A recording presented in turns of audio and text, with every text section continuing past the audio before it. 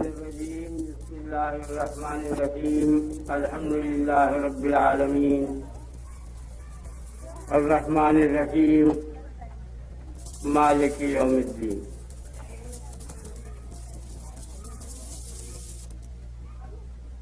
اعوذ باللہ من الشیطان الرجیم. میں پناہ مانگتا ہوں اللہ سے شیطان مردود سے. میں اللہ کی پناہ مانگتا ہوں شیطان مردود سے. یہ اعوذ جو ہے اوز لفظ اوز سے مشتق ہے. آپ سامنے بیٹھے سب لوگ یہاں بیٹھے لائن میں بیٹھے. آپ بھی پوروں سے آگے آ جائیں. پوری ایک لائن بنا دیجیے یہاں مردود سے. یہ اعوذ جو ہے اوز لفظ اوز سے مشتق ہے. آپ سامنے بیٹھے سب لوگ یہاں بیٹھے لائن میں بیٹھے. آپ بھی پوروں سے آگے آ جائیں. پوری ایک لائن بنا دیجیے یہاں سے یہاں تک. آؤ آگے آ جاؤ اور قریب آ جاؤ. یہ عربی زبان میں اوز کا جو لفظ ہے اس کے معنی ہیں چمٹنے کے اور فریاد کرنے کے. تو اعوذ کے معنی یہ ہوئے کہ میں چمٹتا ہوں یا میں فریاد کرتا ہوں. دونوں معنی رکھتے ہیں. چمٹتا تو وہ ہے جو نابالغ ہوتا ہے, بچہ ہوتا ہے, ڈر جاتا ہے کسی شے سے تو وہ چمٹ جاتا ہے جا کے باپ کو, استاد کو, پیر کو, بڑے کو. اور جو بڑا ہوتا ہے, بالغ ہوتا ہے, وہ چیخ پکار کرتا ہے کہ اس کے شر سے مجھے بچاؤ, کوئی درندہ ہے یا کوئی شر دہ تکلیف دہ چیز ہے. دونوں معنی یہاں چسپا ہوتے. تو اللہ کی پناہ یعنی اللہ سے میں چمٹتا ہوں یا اللہ سے فریاد کرتا ہوں. کس سے؟ شیطان مردود سے.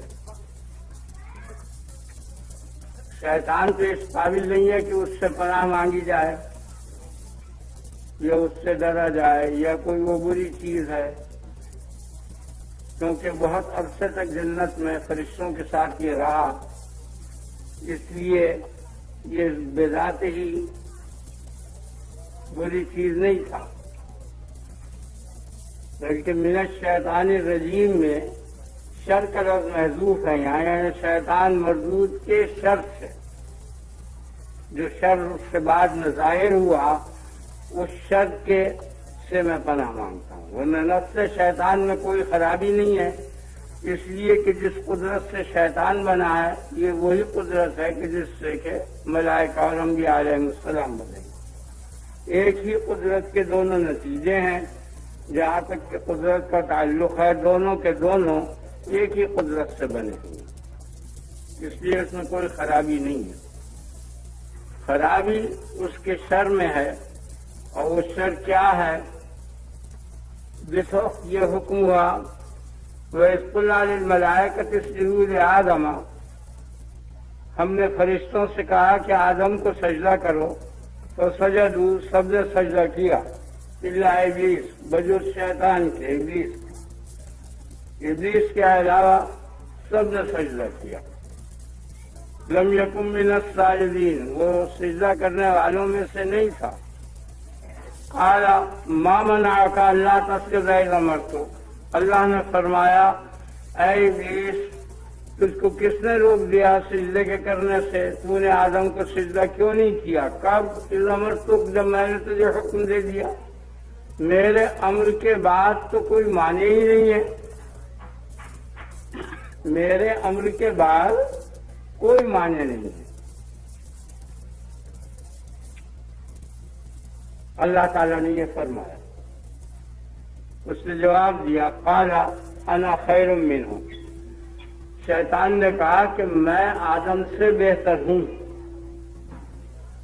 اور اپنے اس دعوے کو اس دلیل سے ثابت کیا خلقتنی من نار و خلقتہ من طین, تو نے مجھ کو آگ سے پیدا کیا اور اس کو مٹی سے پیدا کیا. اور دوسرا مقدمہ یہاں محذوف ہے، اور آگ بہتر ہے مٹی سے. آگ مٹی سے بہتر ہے، اور بہتر سے جو چیز بنائی جائے گی وہ بہتر ہوگی اس شے سے کہ جو بدتر سے بنائی جائے.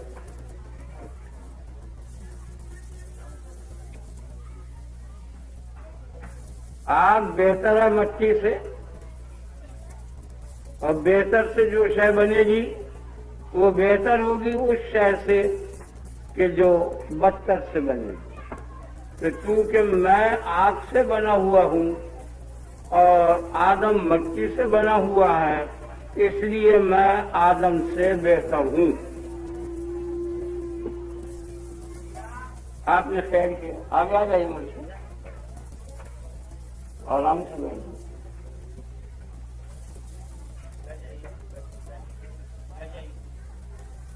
شیطان نے اپنے اس دعوے کو کہ میں بہتر ہوں آدم سے، اس دلیل سے ثابت کیا کہ تو نے مجھ کو آگ سے بنایا اور آدم کو مٹی سے بنایا، اور آگ بہتر ہے مٹی سے. یہ مقدمہ یہاں محذوف ہے، قرآن میں مذکور نہیں ہے، مگر مطلب یہی ہے اس کا.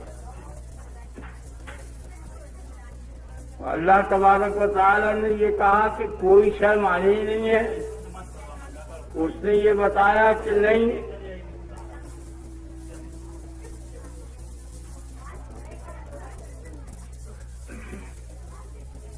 یہاں امر جو ہوا ہے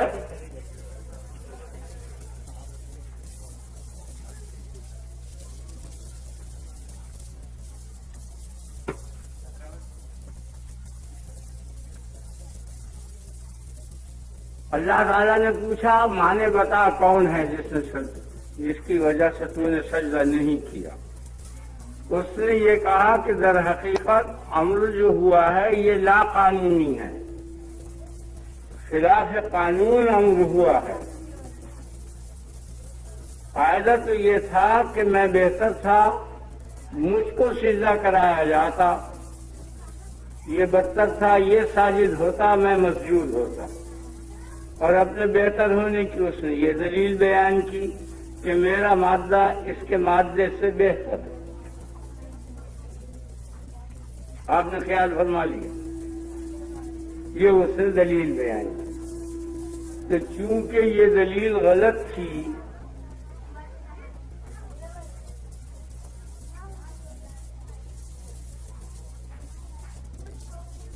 اس نے استدلال کیا حسن مادے سے. آپ لوگ بیٹھ جائیں چپ ہو کر، یا ان کو بولنے دیں پھر میں بولے چلا جاؤں گا.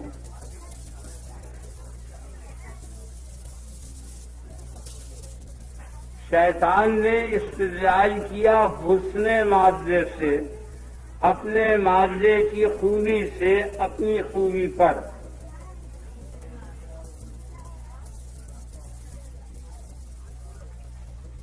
یہ ہے اس کی شیطنت اور یہ ہے اس کا شک. اس نے یہ جواب دیا کہ کوئی شے مانے نہیں ہے. دقت اس کے اندر کیا تھی کہ اس کی سمجھ میں یہ بات نہیں آئی کہ یہ جتنے محاسن ہیں اور جتنے حسن ہیں یہ سب اشیاء کی صفتیں ہیں، چیزوں کی. فلاں شے اچھی ہے، فلاں شے بری ہے. چیزوں کی اچھائی اور برائی اچھے اور برے کی خصلت اور صفت ہے. اور یہ جتنے واقعات ہیں، جتنے حقائق ہیں، جتنی چیزیں ہیں، یہ سب واقعات جتنے ہیں، یہ حقائق، یہ سب اللہ تبارک و تعالی کے افعال ہیں.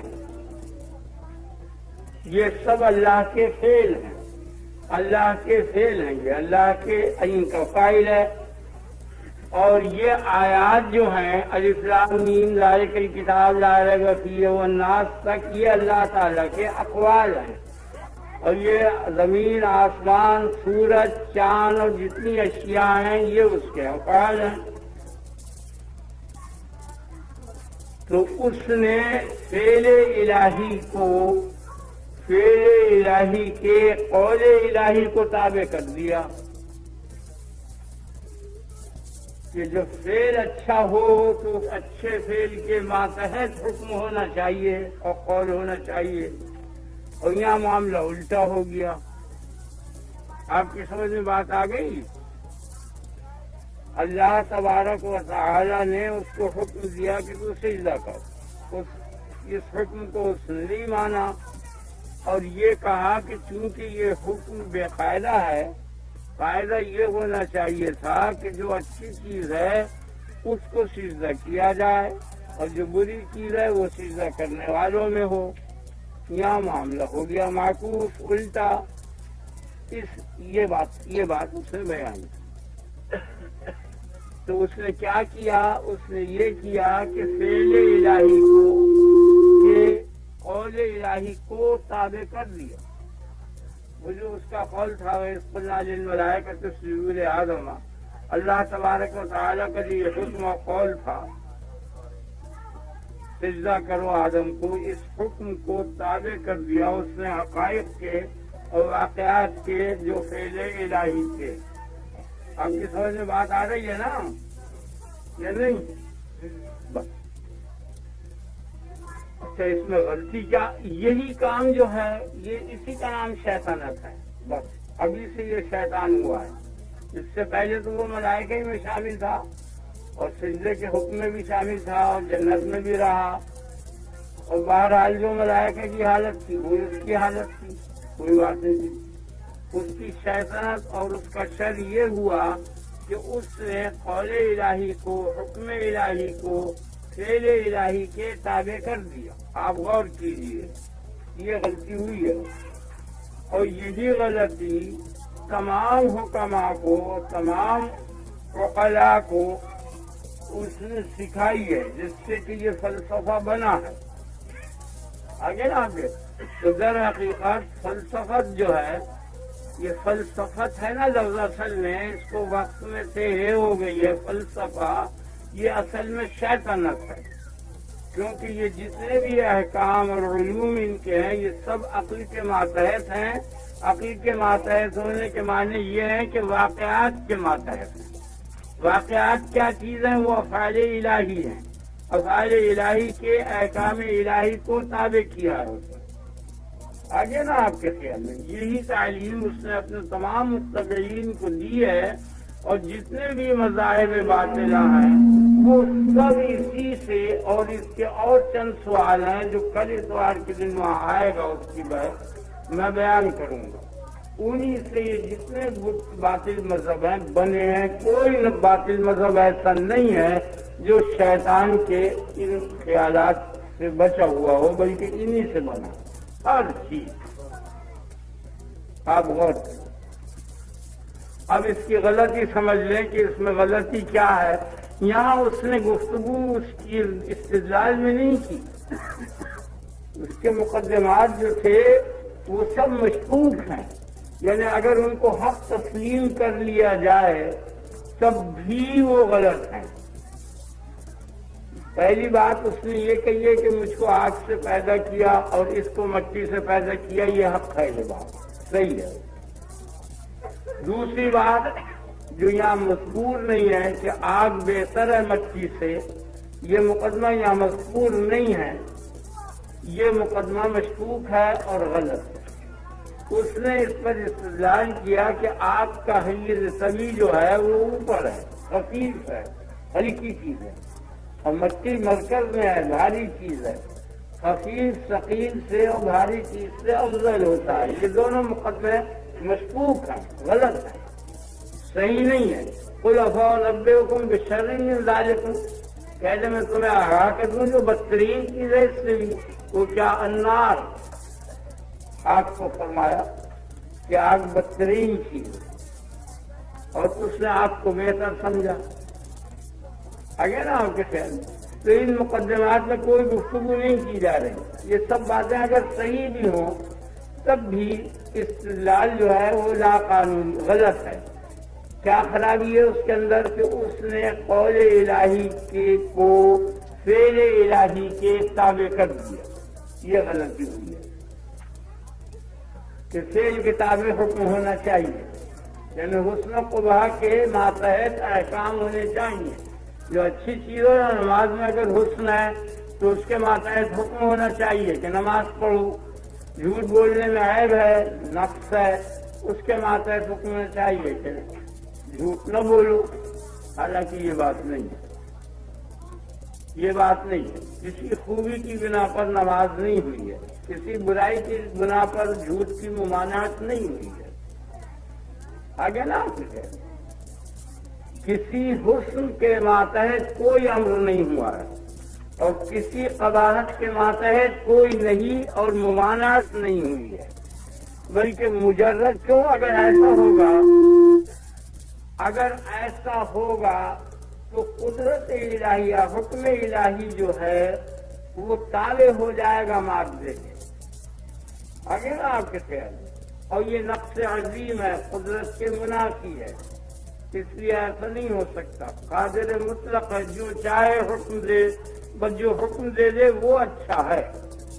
جس شے کا حکم دے وہ اچھا ہے. یہ نہیں ہے جو اچھی شے ہے اس کا حکم دے. جس شے کو منع کرے وہ بری ہے. یہ نہیں ہے کہ جو بری شے ہے اس کو وہ منع کر دے. آگے نا آپ کے جیسے چوری ہے، جھوٹ ہے، وغیرہ وغیرہ، یہ جتنی چیزیں ہیں ان کی برائی کی بنا پر ان کی ممانعت نہیں کی ہے، بلکہ بعض جگہ یہ چیزیں جو ہیں مستحسن قرار دیتی ہیں.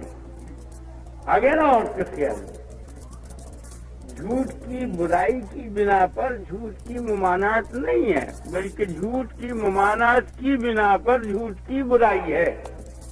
آپ کی سمجھ آ گیا نا؟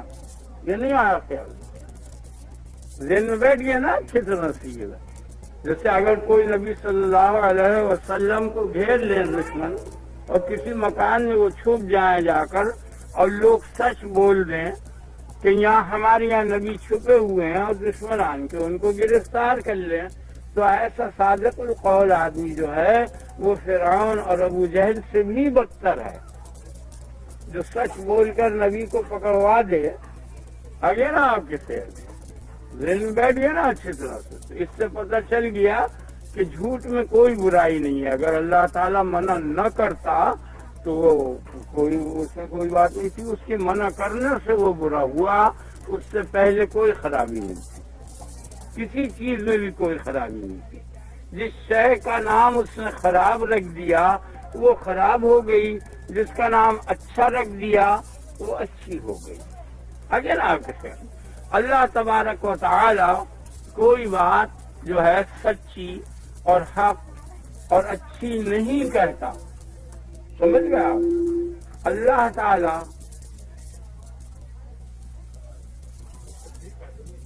اسے ٹھیک کر دے اور آپ حضرات آگے تشریف لے آئیں. میں نے شروع میں یہ کہا تھا کہ آپ آگے آ جائیے.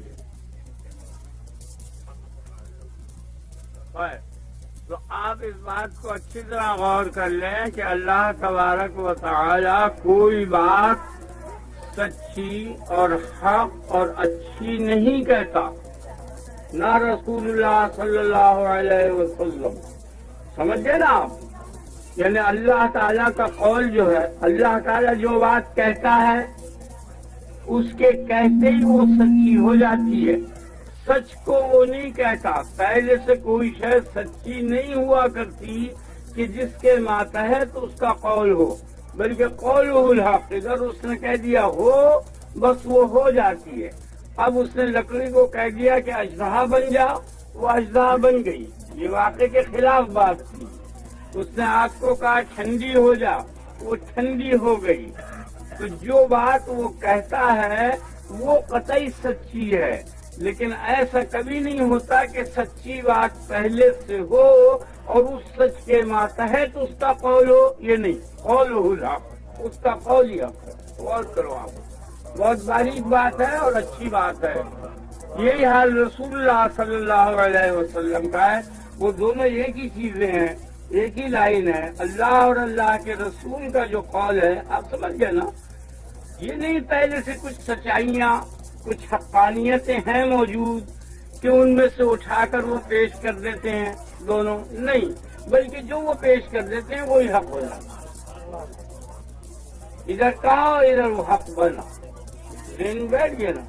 اب یہاں اس وقت موقع نہیں ہے اس قسم کی باریک بحثوں کے بیان کرنے کا، اس کو ایک اور دو تین کی طرف سے دلیل سے بھی سمجھایا جا سکتا ہے۔ سچ تو اس کو کہتے ہیں کہ جو واقع کے مطابق ہو، جو بات واقع کے مطابق ہو اس کو سچ کہتے ہیں، اس مطابقت کا نام سچ ہے، اور وہ بات سچی کہلاتی ہے۔ واقع کسے کہتے ہیں؟ یہی اشیاء، یہی کائنات، یہی حقائق۔ کیا گرم ہے یہ آپ واقع سے حکایت کر رہے ہیں، یہ بات سچی ہے۔ تو حکایت کا واقع کے مطابق ہونا، حکایت کا محکی انہوں کے مطابق ہونا، بس اس مطابقت ہی کا نام سچ ہے۔ آپ کے خیال میں بات آ گئی یا نہیں؟ تو گویا سچ واقعات کے تابع ہو گیا، ذہن میں بیٹھ گیا۔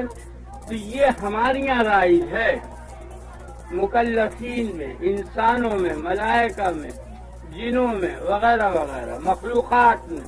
خدا کی یہاں یہ رائج نہیں ہے کہ اس کا قول جو ہے وہ واقعات کے تابع ہو، بلکہ واقعات اس کے قول کے تابع ہوتے ہیں۔ انما امرہ اذا اراد شیئا ان یقول لہ کن فیکون۔ اس کی شان تو یہ ہے کہ جب وہ کسی شے کو شے بنانا چاہتا ہے اور شیئیت اور حقیقت دینی چاہتا ہے تو کہہ دیتا ہے اس شے سے ہو، مجرد اس کے کہتے ہی ہو اور وہ ہو جاتی ہے۔ تو واقعیت ہمیشہ اس کے قول کے تابع رہی ہے، اس کا قول کبھی واقع کے تابع نہیں رہا۔ سمجھ میں آ گیا نا آپ کو؟ تو شیطان اس اصول کو نہیں سمجھا کہ اس کے افعال ہمیشہ قول کن کے تابع رہے ہیں، اس کا قول جو ہے وہ کیسے واقعات کے تابع ہوگا؟ واقعات کتنے ہی حسن ہوں، کتنے ہی کچھ بھی ہوں، ہمیشہ وہ تابع رہے ہیں واقعات اور حقائق اور افعال اس کے قول کی۔ اس کا قول تابع نہیں رہا، قول علت ہے مخلوقات کی، یعنی قول کن جو ہے وہ مخلوقات کی علت ہے، وہ مقدم ہے واقعات سے، اس لیے مقدم مؤخر کے تابع ہو نہیں سکتا، مؤخر مقدم کے تابع ہوگا۔ تو فعل مؤخر ہے، قول مقدم ہے۔ یہ شیطان اس بات کو نہیں سمجھا۔ آگے نا آپ کے خیال میں ہزارہ برس ہو گئے، اتنی مدت سے اس کی سمجھ میں یہ بات نہیں آئی، اور وہی ناسمجھی کی باتیں تمام حکما کو اور فلاسفہ کو اس نے سکھائیں، اور انہوں نے دھونس ان کی جم گئی ان لوگوں پر کہ جو اس علم سے اچھی طرح واقف نہیں تھے، وہ علماء ان سے دبنے لگے۔ حقیقت یہ نہیں، وہ کچھ نہیں جانتے، جو میں نے آپ کو بتا دیا کہ اس کی کوئی حقیقت نہیں ہے شیطنت کی، وہی شیطنت و فلسفیت ایک ہی چیز ہے، کچھ فرق نہیں۔ اور اس کے جو تفصیلی علم ہیں فلسفے کے، ان سب کے متعلق ہماری پوری رائے ہے، ہمیں کافی اس کا تجربہ ہے کہ اس میں کوئی چیز ایسی نہیں ہے کہ جو حق ہو، وہ سب دھوکہ اور گمراہی ہے، اور وہی شیطان ہے۔ تو شیطان نہیں تھا، اس نے کہی زمت تو جب میں نے حکم دے دیا تو کون مانے ہو سکتا ہے؟ اس لیے کہ امر کے بعد تو جس شے کو امر کیا ہے وہ امتثال امر میں مشغول ہے۔ ہر شے کو حکم دیا نا، جس شے کو حکم دیا وہ ہر شے جو ہے امتثال امر میں مشغول ہے۔ ہر شے سے وہ کہہ رہا ہے کہ ہو، کن خطاب کر رہا ہے، تو اس خطاب کے سننے میں اور واقعیت کے حاصل کرنے میں اس کتاب کا سننا ہی واقعیت ہے۔ اس واقعیت کے حاصل کرنے میں سب مشغول ہیں، وہ اپنے آپ سے تو مدافعت کر نہیں سکتے، وہ دوسرے کی کیا مدافعت کریں گے، وہ دوسرے کے لیے کیا مانے ہوں گے؟ تو اس نے کہا مامنا کان لا تسجد زمت، تو جب میں نے حکم دے دیا تو کون مانے ہو سکتا ہے؟ ارے یہ جتنی چیزیں یہ تو خود امتثال امر کر رہی ہیں، انہیں تو اپنے آپ کو یہ نہیں روک سکتی، تجھے کیا روکیں گی؟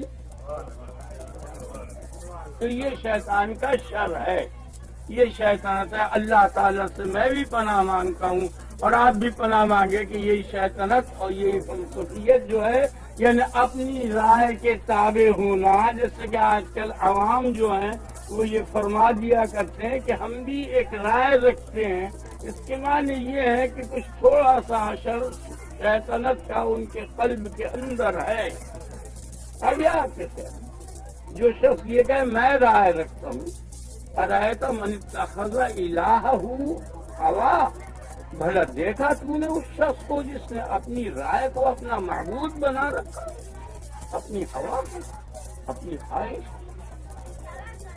وہ معبود باطل ہے، رائے جھوٹی چیز ہے۔ وہ خیال میں آ گیا نا؟ انبیاء علیہ السلام اسی چیز کی تبلیغ کرنے آئے ہیں۔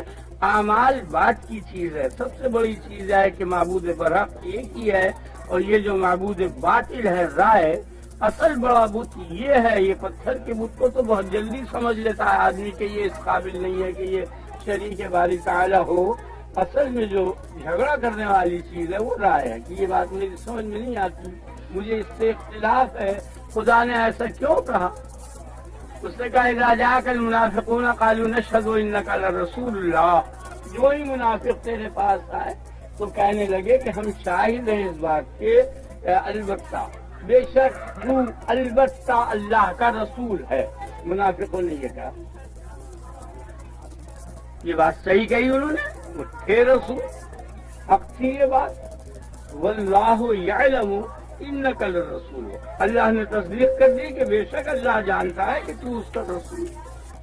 واللہ یشہد ان المنافقین لکاذبون، اللہ اس بات کا شاہد ہے کہ یہ جو منافق بات کہہ رہے ہیں یہ جھوٹے ہیں، میں ان کو سچ کو تسلیم نہیں کرتا، میں نے ان کے سچ کا نام جھوٹ رکھا۔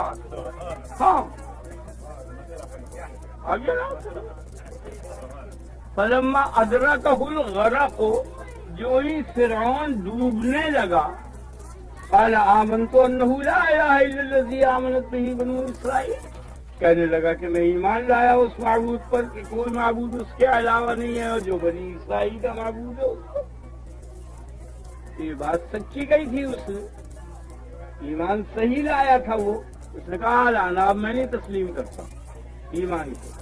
خیال میں آ گیا نا آپ کے؟ آپ سمجھ گئے نا؟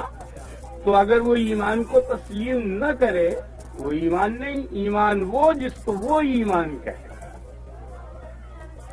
قالوا یا ویلنا من بعثنا من مرقدنا هذا ما وعد الرحمن، یہی تو ہے وہ دن جس کا رحمان نے وعدہ کیا تھا، وہ صدق المرسلون، اور تمام رسول سچے تھے۔ یہ بات جو کہیں گے خبروں سے اٹھتے ہی کافر، یہ بات قطعی سچی ہے یا نہیں؟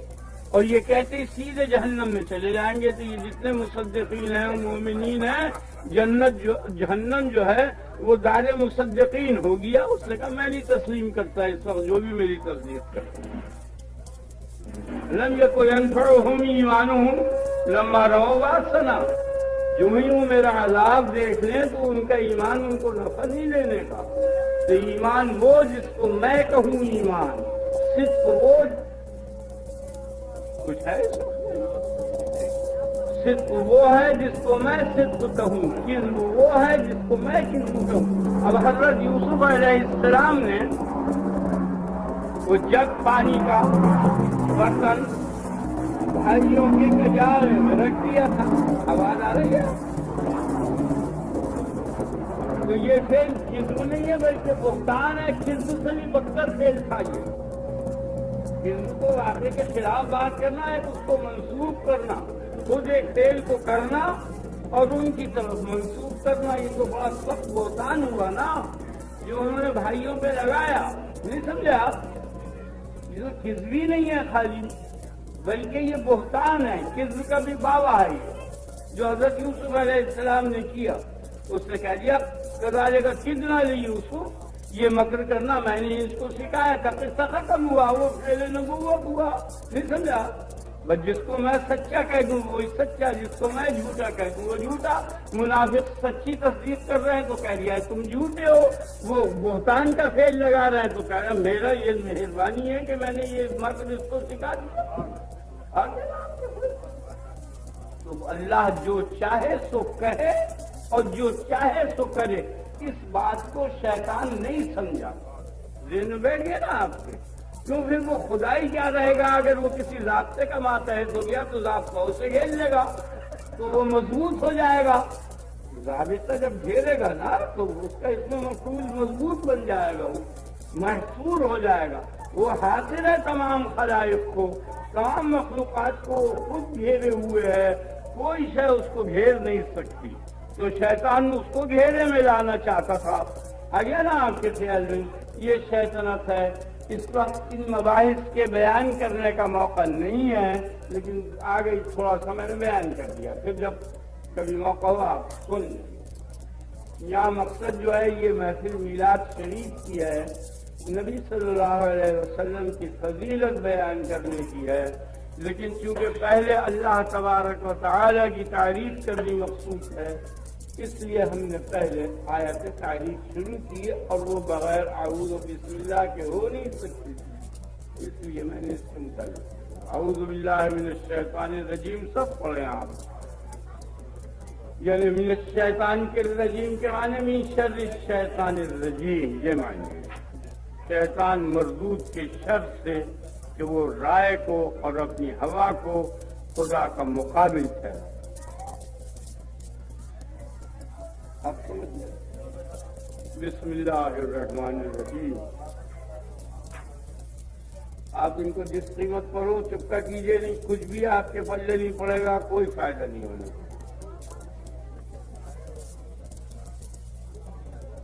اور اس کے واسطے تو ایک ناطقاں کی ضرورت تھی یہاں اس مجلس کے لیے، کچھ ایسے مضامین خطابی کی ضرورت تھی کہ جو عورتیں بچے یہ سب خوش ہوتے. اس قسم کے خشک مضامین بیان کرانے کے لیے آپ نے میرا تقرر فرمایا. خیر، بسم اللہ الرحمن الرحیم. اس کے معنی ہے اللہ. میاں خاموش ہو جاؤ، خدا کے واسطے چپکے ہو جاؤ.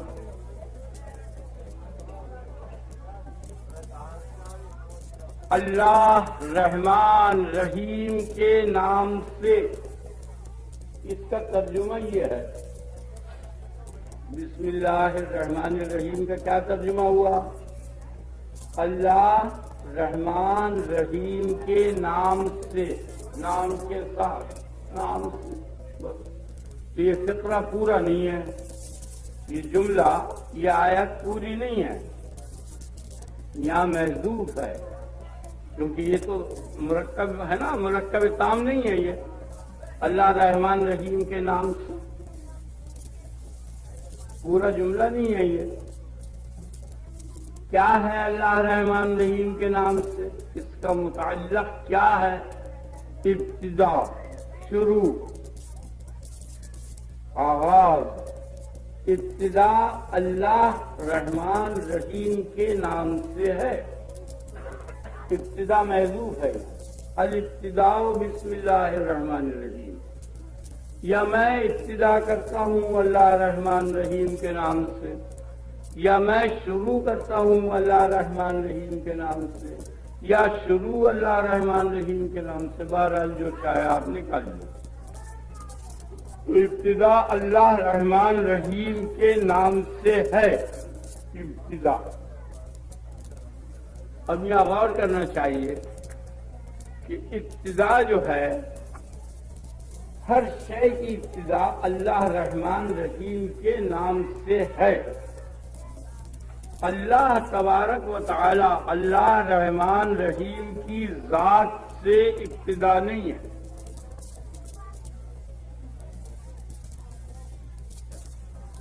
اب تک آواز پہنچ رہی ہے؟ اللہ رحمان رحیم کی ذات سے ابتدا نہیں ہے، ورنہ یوں ہوتا باللہ الرحمن الرحیم یا بذات اللہ الرحمن الرحیم.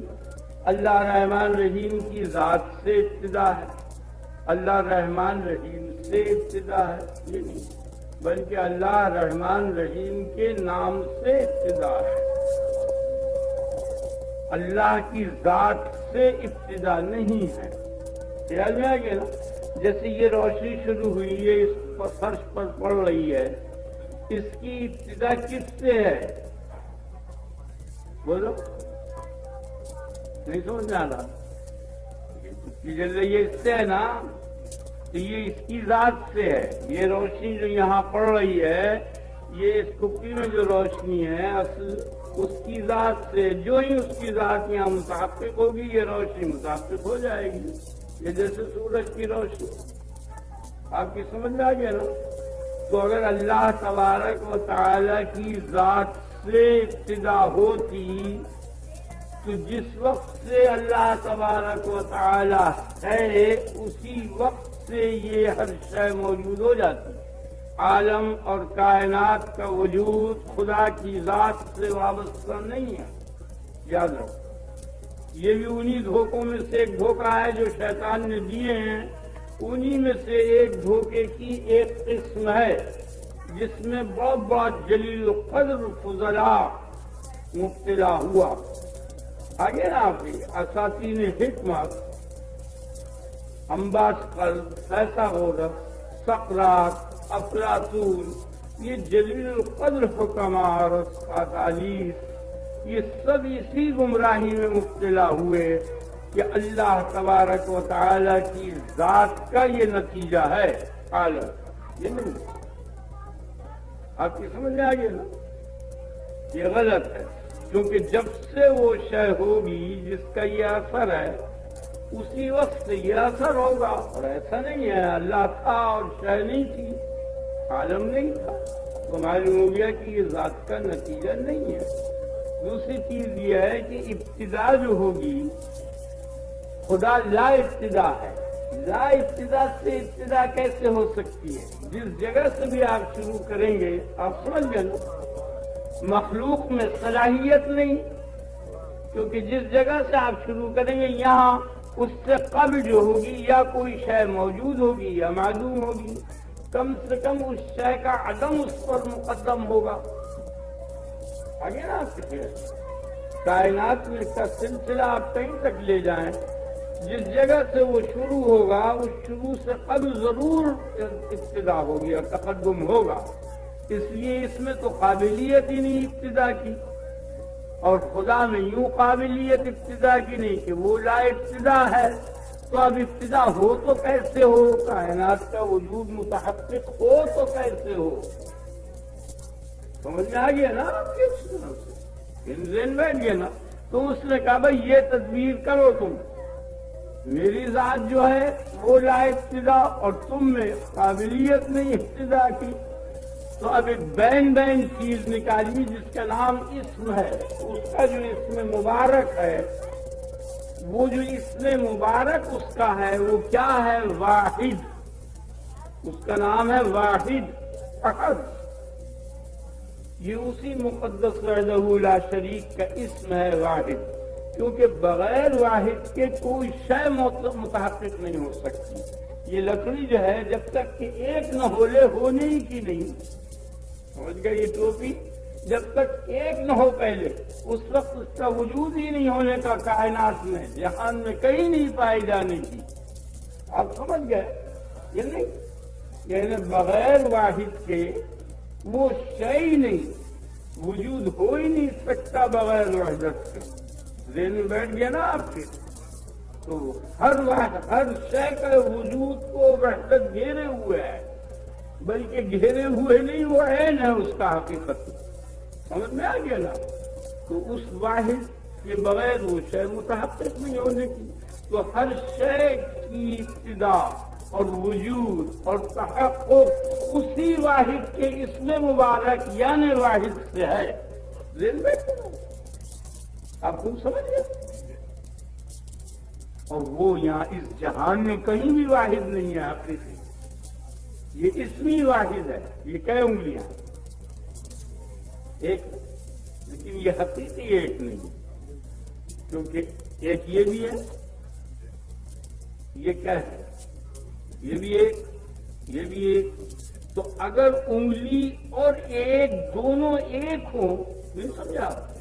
تو جو ایک ہے وہی انگلی ہو جائے گا نا. یہ بھی ایک ہے، یہ ہے لکڑی، تو انگلی لکڑی بن جائے گی. نہیں آ رہا آپ کے پہلے ریلوے گیا تو معلوم ہوا کہ حقیقی واحد نہیں ہے. یہ تین ہے، ایک تو ایک اور ایک وہ شے جس کی طرف اشارہ آپ ایک کا کر رہے ہیں. ایک تو واحد اور ایک انگلی، اور ایک واحد اور انگلی کے درمیان علاقہ نسبت. تو جس شے کو بھی آپ کہیں گے یہ ایک ہے، در حقیقت وہ تین ہوں گی. حقیقت میں واحد یہاں ہے ہی نہیں، اور بغیر واحد کے ہو نہیں سکتی کثرت. تو لابد ان تمام کائنات سے باہر واحد ہے، وہی خالق ہے ان تمام کثرتوں کا، اور وہی ان تمام کائنات کا مالک و خالق ہے، اور اسی کے اسم مبارک کی برکت ہے یہ کہ جو یہ کائنات کا وجود ہو گیا۔ اگر اس کا اسم نہ ہوتا تو یہ نہ ہوتا۔ اللہ کے نام کی تکبیر پڑھو، اللہ بہت بڑا، اللہ اکبر کبیرہ والحمدللہ۔ آپ کی سمجھ میں آ گئی؟ یا زیادہ تحقیق کی بحث نہیں، بہت باریک بحث ہے اور دقیق بحث ہے، نفیس بحث ہے، اس کے متعلق ہو سکتی ہیں، ہوئی ہیں۔ یہاں وقت نہیں ہے کیونکہ محفل میلاد شریف ہے، یہاں نبی پاک صلی اللہ علیہ وسلم کا کچھ ذکر کرنا ہے، اس لیے وقت اس میں صرف ہو جائے گا۔ آپ کی سمجھ میں آ گئی؟ اب اپنے رب کی تعریف سنو۔ الحمدللہ، آپ سب لوگ اللہ کے نام کی تعریف کریں۔ الحمدللہ، الحمدللہ رب العالمین الرحمن الرحیم مالک یوم الدین۔ یہ الحمد میں جو ال ہے، یہ ال کا لفظ جو ہے ال، اس کو لام تعریف کہتے ہیں۔ اس کے چار معنی ہیں، یا تو حمد کی جنس ہے، ایک معنی تو جنس کے لیے آتے ہیں، ایک معنی تمام افراد کے لیے آتے ہیں، ایک معنی بعض معین افراد فرد کے لیے آتے ہیں، ایک معنی بعض غیر معین فرد کے لیے آتے ہیں۔ تو حمد جو ہے، حمد کی جنس اللہ تعالی کے لیے، ہر حمد کا فرد اللہ تعالیٰ کے لیے۔ اب یہاں وہ گرامر کی بحث میں بیان کرنے کی ضرورت نہیں، آپ مطلب سمجھ لیجیے، ہر قسم کی حمد اللہ کی، حمد کا فرد معین اللہ تعالیٰ کے لیے، خاص فرد۔ حمد کا غیر معین فرد اللہ کے لیے وہ معمولی چیز ہے، اس کو منسوخ بھی نہیں کرنا چاہیے، کیونکہ خدا کی بڑائی اس میں ہے کہ جن سے حمد ہو اس کے لیے، یا تمام جتنے حمدیں ہو رہی ہیں کل کی کل اسی کے لیے ہوں، یا حمد کا کوئی معین فرد خاص ہو نمایاں، وہ اللہ کے لیے۔ وہ کون سا فرد ہے؟ وہ فرد ہے جس کو وہ خود کہہ رہا ہے، جو وہ اپنی تعریف خود کر رہا ہے، یہ بھی تو حمد ہوئی نا۔ تو یہ فرد معین ہوا، یہ اللہ کے لیے ہے، اور باقی غیر اللہ جتنی حمدیں کر رہے ہیں وہ کچھ اللہ کے لیے ہونا ان کا کچھ اچھا نہیں ہے، ہونا۔ باقی اس نے کہا ہر حیثیت سے ہم جو ہے ذہن بیٹھ گیا، ٹھیک ہے، تعریف اللہ کی۔ اب یہاں اس نے 5 لفظ بولے ہیں، تمہارے رب نے 5 لفظ بولے ہیں، اللہ رب العالمین رحمان رحیم مالک یوم، 5 اسم بولے۔ تو یہ کہتا ہے کہ ہم جو ہے وہ تعریف تمام جہانوں میں جتنی بھی صورتیں ہو سکتی ہیں 5 ہی طریقے سے ہو سکتی ہیں۔ یا تو تعریف اس شے کی ذات میں کوئی خوبی ہے، ذاتی خوبی، ذاتی کمالات کی بنا پر تعریف ہوا کرتی ہے معرف۔ آپ کی سمجھ رہا؟ صورت شکل اچھی ہے، جسم میں توازن ہے، آگے نا تناسب ہے وغیرہ وغیرہ، علم ہے، فضل ہے، عمل صالح، جو بھی نیکیاں خوبیاں ہیں ہر قسم کی، ذاتی خوبیوں کی بنا پر آپ تعریف کریں گے، فلاں شخص حاجی ہے، حافظ ہے، عالم ہے، یہ ہے، یہ ہے، سخی ہے، ذاتی کمالات کی بنا پر تعریف ہوتی ہے۔ یا احسان کی بنا پر تعریف ہوتی ہے کہ فلاں شخص نے آپ کے ساتھ کچھ بھلائی کی، آپ اس کی تعریف کریں گے۔ بالفعل کسی شخص نے احسان کیا اور اس سے فائدہ پہنچ رہا ہے، آپ اس کی تعریف کریں گے۔ بالفعل کوئی فائدہ نہیں پہنچ رہا، آئندہ فائدہ پہنچنے کی امید ہے، تو آپ ابھی سے اس کی تعریف کر دیں گے۔ آپ کی سمجھ میں آ گیا؟ بالفعل نقصان پہنچنے کا اندیشہ ہے، آپ تعریف کر رہے ہیں اس سے نقصان سے بچنے کے لیے، آئندہ نقصان پہنچنے کا اندیشہ ہے، آئندہ کے نقصان پہنچنے کے اندیشے سے آپ تعریف کرتے ہیں، باقی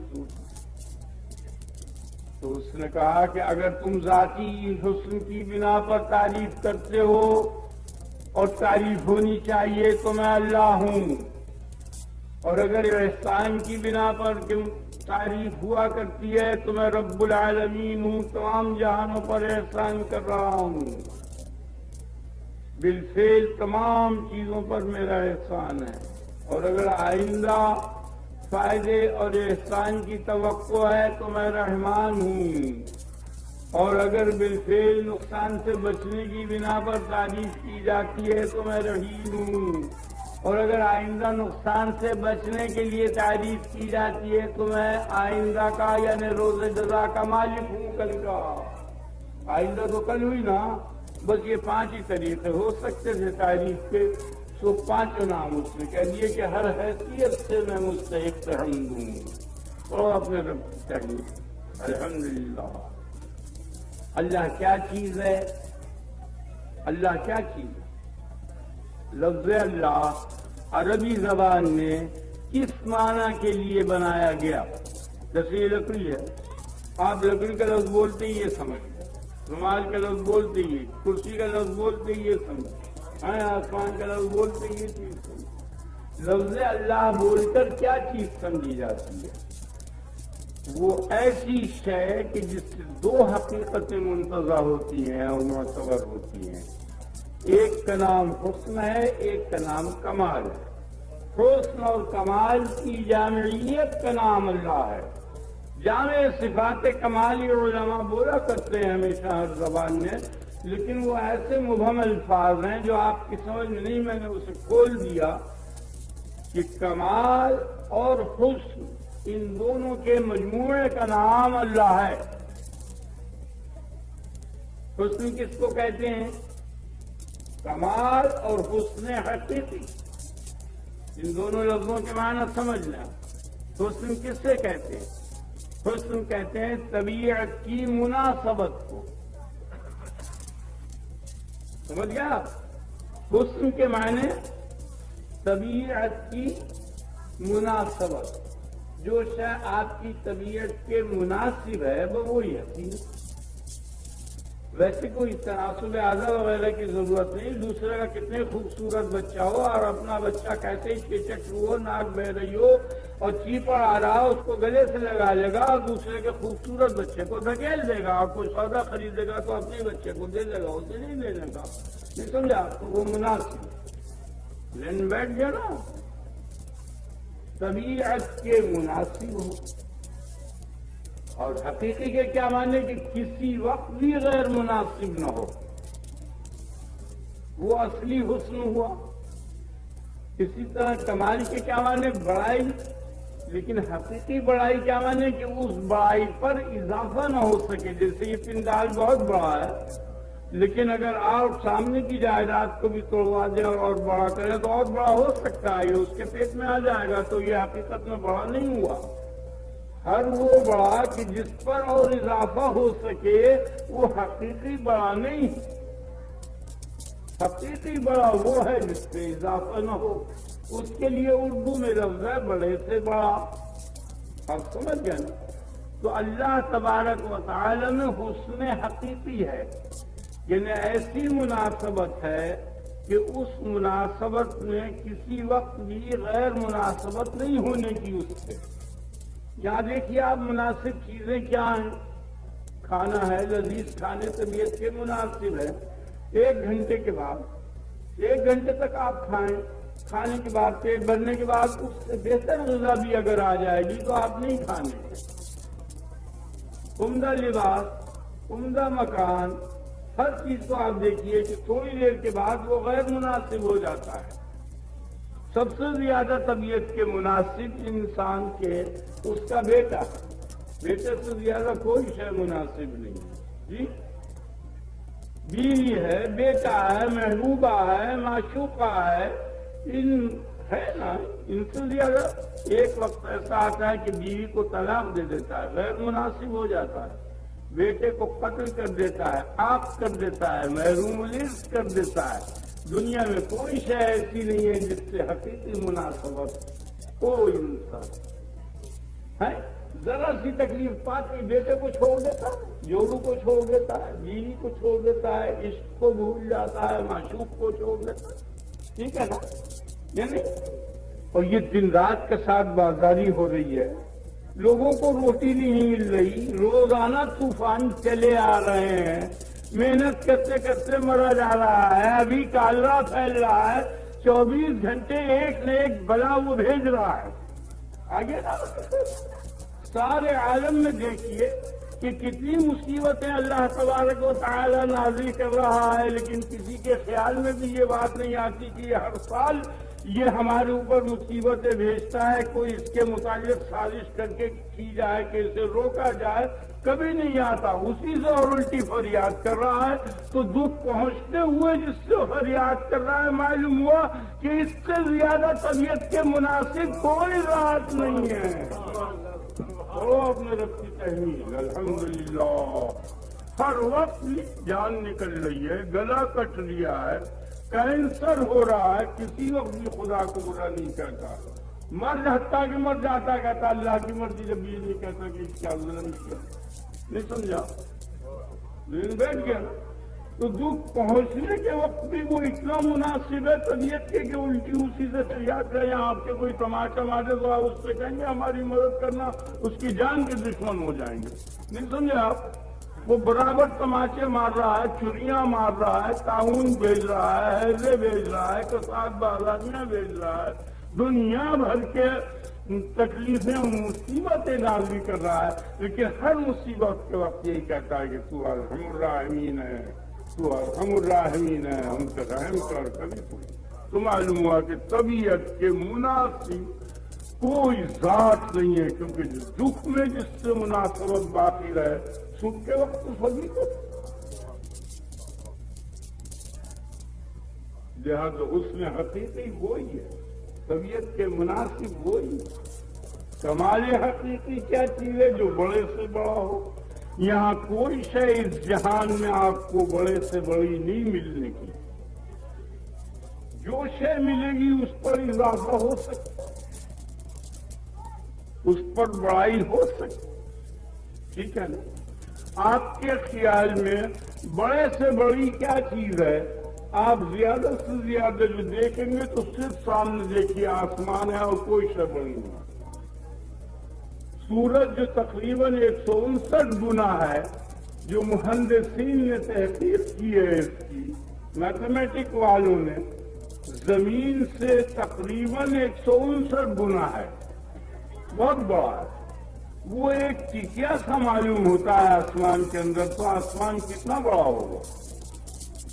ایک کباب معلوم ہوتا، بڑے سے بڑا آسمان ہے۔ تو حقیقت میں یہ بھی بڑا نہیں ہے، حقیقی بڑائی اس کو بھی نہیں۔ آپ دیکھیے آسمان کی طرف نظر ڈال کے، آپ لوگ آسمان کی طرف نظر ڈال کے دیکھیں کہ آپ کی نظر سے جو شعاع نکل رہی ہے اور جو آسمان کی سطح مقعد تک پہنچ رہی ہے، اس کی مسافت کی مقدار کے مطابق یہ چھوٹا ہے، اگر بڑا ہوتا تو یہاں تک آ جاتا، یہ بڑے سے بڑی چیز بھی اتنی چھوٹی ہے۔ تو معلوم ہوا کہ حقیقی بڑے کی صلاحیت ہی اس جہان میں نہیں ہے، وہ اس جہان سے باہر ہے، وہی خالق ہے سب بڑے اور چھوٹوں کا۔ تو حقیقت میں اللہ وہ ہے کہ جو حسن حقیقی ہے اور جو کمال حقیقی۔ اور یہ ہم اللہ کی تعریف ہم نے پہلے کر دی، اپنے قیاس کے مطابق، اپنے شعور کے مطابق۔ جو لوگ مجھ سے زیادہ جانتے ہیں وہ مجھ سے زیادہ کریں گے، اور یہ سلسلہ لا انتہا جائے گا، کسی جگہ بھی نہیں ٹھہرنے کا، اور حقیقی تعریف ہو نہیں سکے گی۔ حقیقی تعریف وہی ہے جو وہ خود کرے، کوئی نہیں کر سکتا اس کی تعریف۔ ذہن بیٹھ گیا نا؟ اب آپ اپنے رب کی بڑائی بیان کرو اور اس کی تعریف کرو خوب، کیونکہ وہ اپنی تعریف سے بہت خوش ہوتا ہے۔ الحمدللہ۔ اب یہ محفل جو ہے نبی صلی اللہ علیہ وسلم کے ذکر کے متعلق آپ نے مرتب کی ہے. آپ ان لوگوں کو جس قیمت پر وہ منع کر دیں مضمون خیال سے اتر جائے گا. یاد تو مجھے ہے نہیں، میں ترتیب دے نہیں سکتا، بیمار آدمی ہوں، میں پھر لڑی بند مضمون نہیں بیان کر سکوں گا. ایک گڈ پوائنٹ. جائیے پروفیسر صاحب، آ جائیے، بس آ جائیے، بس تشریف لے آئیے. آپ کہاں جا رہے ہیں؟ بس میں اب وقت نہیں ہے، بس مضمون شروع کرتا ہوں. پہلے ایک تمہید آپ کے سامنے یہ بیان کر دوں کہ ایک تو ہے عقل کا علم. آپ سمجھ گئے؟ عقلی علم جو عقل سے حاصل ہوتا ہے. جیسے یہ مکان ہے، آپ کی عقل یہ بتا رہی ہے کہ ضرور اس کا کوئی بنانے والا ہے. یہ اصلی چیز ہے. ذرا سا دھواں آپ دیکھیں تو آپ کی عقل یہ بتائے گی کہ یہ دھواں قرینہ ہے، اس کے ساتھ کوئی اور شے مقرون ہے، قریب ہے، جس کا نام آگ ہے. آپ کی سمجھ میں آ گئی؟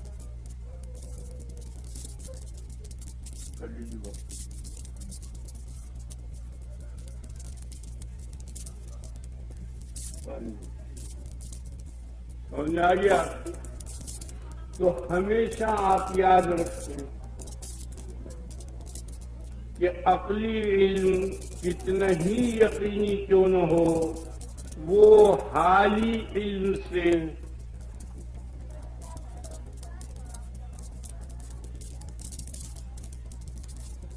باقی آپ کی سمجھ میں آ گئی. عقلی علم جو ہوتا ہے وہ بہت کمزور ہوتا ہے، کتنے صحیح ہو حال کے مقابلے.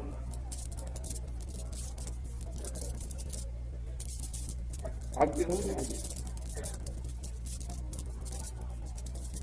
جیسے جس شخص کو آج حکم ہو جائے کہ کل یا پرسوں یا 3 دن کے بعد تم کو پھانسی ہوگی، اس کے بعد اس کا کھانا پینا بند ہو جاتا ہے، بہت پریشانی ہوتی ہے. ہم آپ دیکھیے، ٹھیک ہے، یہ کہتے جی میں جان آپ کی سمجھ میں یہ بات آ گئی. یعنی ایک اثر مرتب ہو. اور آپ لوگوں کو بھی یہ یقین ہے کہ آپ کو بھی موت آئے گی، موت کا اسے بھی یقین ہے، آپ کو بھی یقین ہے. یہ نہیں، لیکن آپ خوب سمجھ لیں کہ آپ کبھی نہیں بچ سکیں گے، ناممکن ہے. اور وہ یہ حکم پانے کے بعد ممکن ہے کہ بچ جائے جب تک کہ پھانسی کے تختے پہ نہ لٹکا ہے. سمجھ آ گئی؟ یہ کتنا بڑا زبردست یقین ہے جو آپ کو یا مجھ کو یہ سب کو ہے، لیکن حال ہی نہیں ہے. سب جانتے ہیں کہ مریں گے، سب کو اپنی موت کا یقین ہے، لیکن اس کو اپنی موت کا یقین حالی ہے. سمجھ آ گئے نا؟ اور وہ یقین اس یقین سے کمزور ہے کیونکہ امکان ہے نا اس میں بچنے کا. 1% 1,000 1,00,000 ایسے واقعات ہوئے ہیں، لیکن حالت میں تبدیلی ہے. جو اس کی حالت ہے اور حیبت موت کی اس پر ساری ہے، وہ آپ پر نہیں ہے. سمجھ میں آئیے نا؟ تو یقین کافی نہ ہوا. نہیں سمجھ میں آیا؟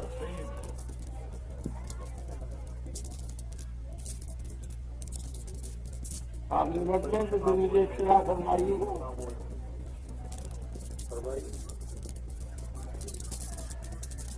آپ سمجھ گئے؟ یہ میری بات سمجھ میں آئی آپ کے؟ یہ نہیں آئی؟ نہیں آئی. علم حالی جو ہے وہ کم درجے کا بھی علم عقلی سے بہت قوی ہوتا ہے اور بہت بااثر ہوتا ہے. یہ جو لوگوں کے دلوں پر اثر نہیں ہوتا، اس کی وجہ یہ ہے کہ علم حالی وہ نہیں ہوا کرتا وہ علم ظاہری اور عقلی ہوا کرتا ہے۔ یہ بات سمجھ میں آ گئی؟ خوب سمجھ جانا۔